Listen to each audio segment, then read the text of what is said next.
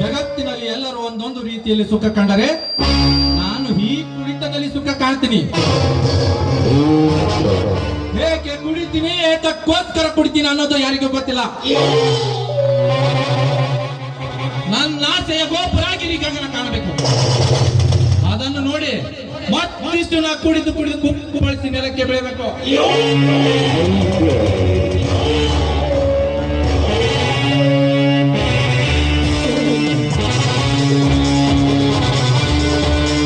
ರವಿವರ್ಮ ನಾ ಊದುವ ತುಂಗಿಯ ನಾದಕ್ಕೆ ತಲೆ ಯಾಣಿಸುವ ದಂಡಪಿಂಡನಾಗಿದ್ದ. ಅವನನ್ನು ಸಮಯ ನೋಡಿ ಸೂಜಿಯ ಮನೆ ಮೇಲೆ ಕೂಡಿಸಲೇಬೇಕು.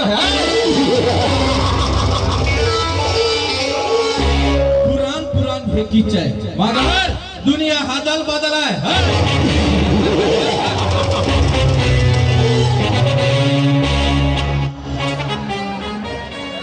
ಮಾಮಾ ಮಾಮಾ ರವಿ ಬೆಂಗಳೂರಿಂದ ಇದೀಗ ಬಂದಿಯಾ?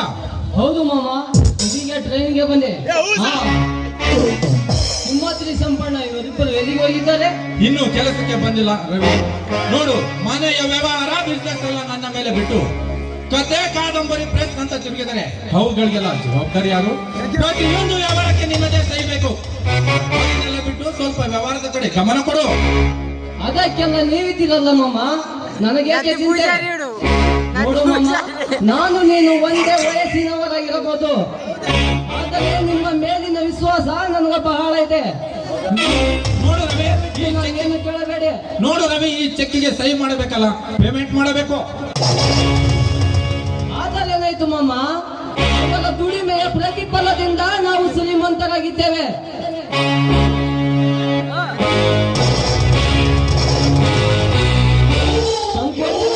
ಧಾರಾಳವಾಗಿ ಪೇಮೆಂಟ್ ಮಾಡಿ. ಆಯ್ತು. ಹಾ, ನಾನು ಸ್ವಲ್ಪ ಹೊರಗಡೆ ಹೋಗಿ ಬರ್ತೇನೆ ಮಾಮ.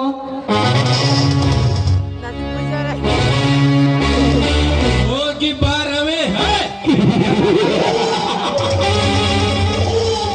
ರವಿ ವರ್ಮ, ನೀನು ಈ ಭೂಮಿಯ ಮೇಲೆ ಹುಟ್ಟಿದ್ದು ನಿನ್ನ ಕರ್ಮ.